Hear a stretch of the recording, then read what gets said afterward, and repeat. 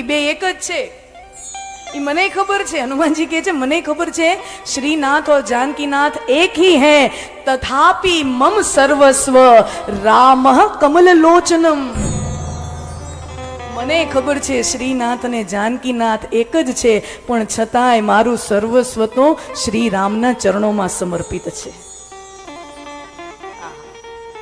તુલસીદાસજી વૃંદાવનમાં, હવે આપણે જાણીએ છીએ તુલસીદાસજી રામચરિત માનસ લખ્યું એટલે પ્રખર રામ ભક્ત.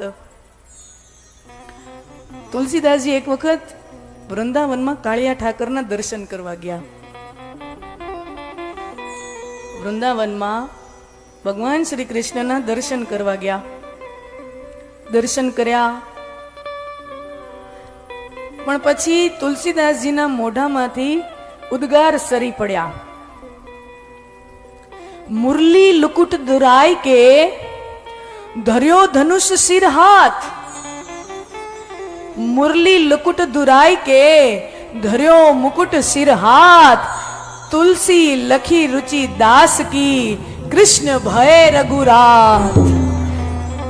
તુલસીદાસજી ત્યાં દર્શન કરવા ગયા ને, તો દર્શન કરીને ભગવાનની મૂર્તિને, એના સ્વરૂપ વિગ્રહની સામે તુલસીદાસજીના મોઢામાંથી ઉદ્ગાર સરી પડ્યા કે પ્રભુ, તમે આ મુકુટ, માળા, વૈજંતીની માળા, મુરલી, મુકુટ, આ બધું તમને બહુ શોભે છે, પણ સાચું કહું, મને તો તમારું ઈ જ સ્વરૂપ ગમે છે જેમાં તમે ધનુષ અને બાણ હાથમાં લઈને ઊભા છો. મને તમારું ઈ સ્વરૂપ ગમે છે.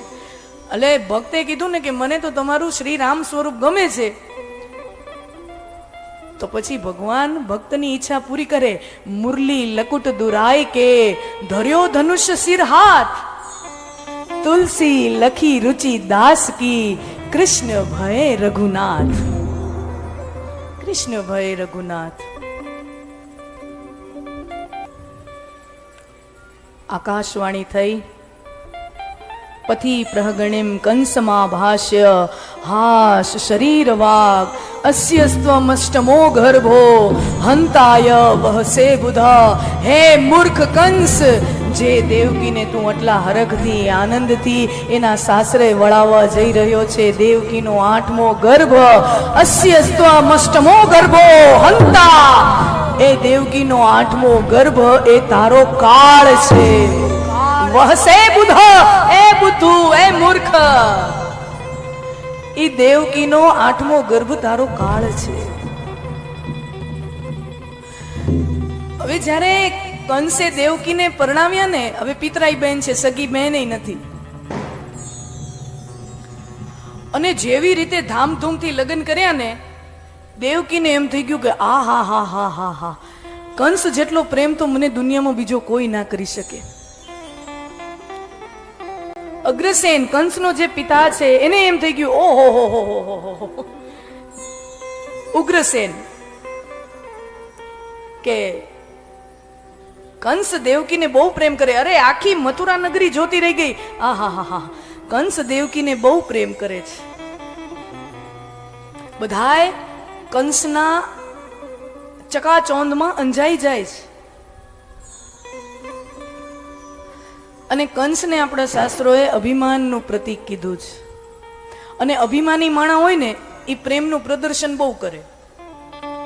તમે સમજો, જેના પ્રેમમાં બહુ ઊંડાણ ન હોય ને, એ પ્રેમના પ્રદર્શન બહુ કરે. સમજી લેજો, ફેસબુકમાં બહુ ફોટા ચડાવે ને, પ્રેમ ખોખલો છે,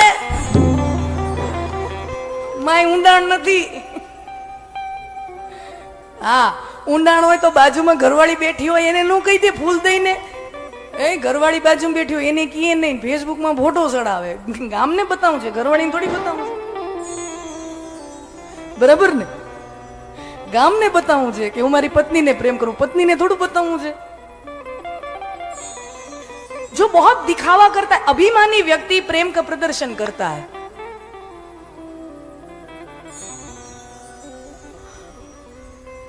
अभिमानी व्यक्ति अनुकूलता में प्रेम का प्रदर्शन करता है. ये सूक्ष्म बात, छोटी बात पकड़ना. અભિમાની વ્યક્તિ અનુકૂળ એટલે મજા આવે ને ત્યાં સુધી, એના માટે અનુકૂળ હોય ને ત્યાં સુધી અભિમાની વ્યક્તિ પ્રેમનું પ્રદર્શન કરે, અને જેવી પ્રતિકૂળ પરિસ્થિતિ આવે એ પ્રેમનું વિસર્જન કરી નાખે. એ પ્રેમનું વિસર્જન કરી નાખે, એને કાંઈ વાર ન લાગે. ક્ષણે રૂષ્ટા, ક્ષણે તુષ્ટા, રૂષ્ટા તુષ્ટા, ક્ષણે ક્ષણે.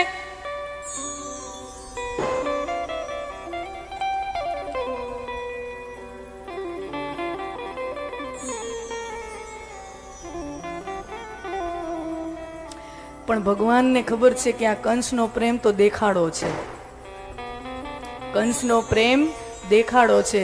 અને ભગવાનને પ્રેમમાં દેખાડો ગમતો નથી, એટલે ભગવાને લીલા રચી કે હમણાં જો કંઈક એવી પ્રતિકૂળ પરિસ્થિતિ રચું અને પછી કંસનો પ્રેમ કેવો રહે છે એ આપણે જોઈએ.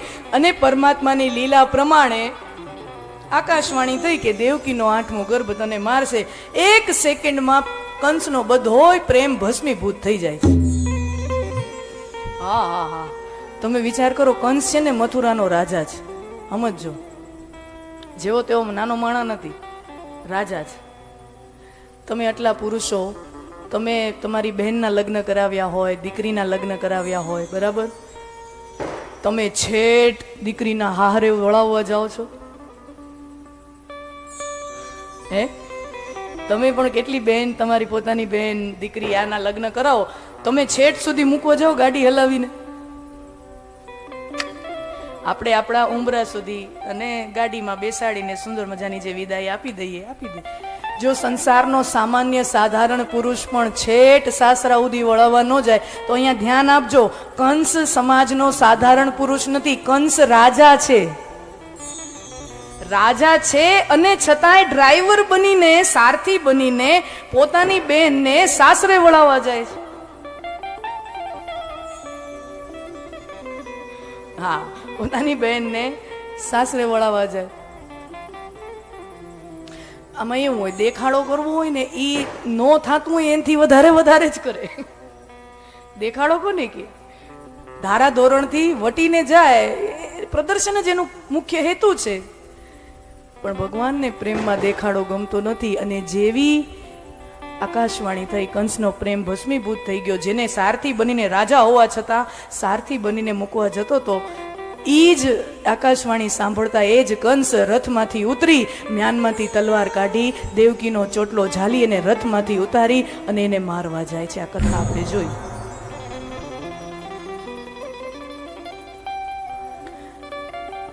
પણ મૃત્યુ મરી શકતી નથી.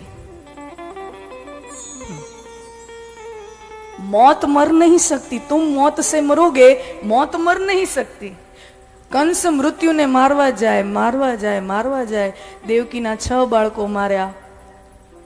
7मो गर्भ देवकीजीना गर्भमांथी प्रस्थापित थयो रोहिणी माताना गर्भमां. शेषनो अवतार એટલે 7મો ગર્ભ રોહિણીજી જે નંદ બાબાના આંગણામાં રહે છે, વસુદેવજીના પત્ની છે. એટલે આ બાજુ મથુરામાં એવા સમાચારો ફેલાણા કે કંસ તો હવે ક્રૂરતાની હદો વટાવી ગયો છે, એણે દેવકીનો કાચો ગર્ભ પડાવી નાખ્યો. હવે ગર્ભ તો પ્રસ્થાપિત થયો તો માં રોહિણીના ગર્ભમાં. એટલે આ બાજુ એવી અફવાઓ આખી નગરીમાં ફેલાય કે કંસે ક્રૂરતાની હદો વટાવી દીધી.